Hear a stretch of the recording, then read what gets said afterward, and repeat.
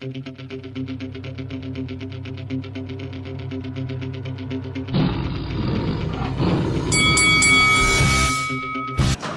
this is Eddie Hearn, and you're watching Lights Out. First of all, for Lights Out, proudly sponsored by Spartans Law. Eddie, first of all, the news broke to us last night that Conor Benn has relinquished his boxing licence. Not relinquished, didn't renew. Didn't renew, sorry, my bad. Yeah. What can you tell us about what happens next? Well, he's going to be making an official statement tomorrow. He's actually done a whole host of interviews that will drop tomorrow, with a number of broadcasters. All I'll say is that the misconduct charges that were brought against him were not in relation to a doping ban. And he felt that they were outrageous and unreasonable, and he wasn't going to be allowed the correct process during this situation, so wanted to take his fight to a higher level to make sure he could clear his name. So again, one for Conor Benn. I wasn't at the hearing, I wasn't involved with the process. We're here to support him. We're not his manager, we're not his press officer, but that's the information I can give you, and that will come to light tomorrow. You mentioned about what's next for Anthony Joshua. You've spoken about a potential rematch with Dillian Whyte, but you've also said that the fight with Deontay Wilder is the biggest fight in the heavyweight division right now. I mean, if you had to put like a stamp on it, what do you think happens next with Anthony Joshua? Can you say it would be Wilder or Whyte next? I mean, look, if you're looking at 3 fights for next year, which you hope for him to have, maybe you go Dillian Whyte, Wilder, Fury. I mean, that would be the dream year, but probably one of them would be nice the way everything's going.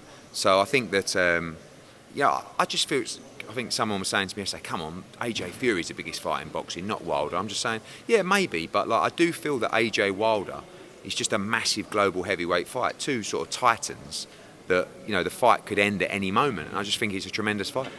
BT Sports, I spoke with a few of the guys there yesterday, and they gave the reason as to why the fight with Joshua never happened. Said, you run out of time. Now, that mega fight between Tyson Fury and Anthony Joshua, how long do you think that should have taken to have been made? Why do you think it run out of time? No, I'm not saying you, but like them, when Derek Chisora got an extra 4 weeks to do the deal, but we were told the deadline was when it was.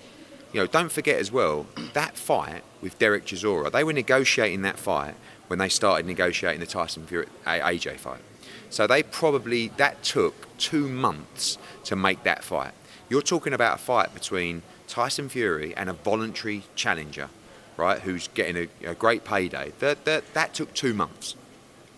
Yet we were only allowed 3 weeks or 4 weeks. I don't really want to go back and forwards. And I'm not saying we weren't at fault, but I'm saying everybody, could have done better. We just needed more time. But I don't understand why we were put on the clock when Chisora got an extra 4 weeks. It doesn't really make sense, but it is what it is, and on we go. Eddie Hearn, thank you for talking to us. Conor Benn's next fight will be Chris Eubank Jr.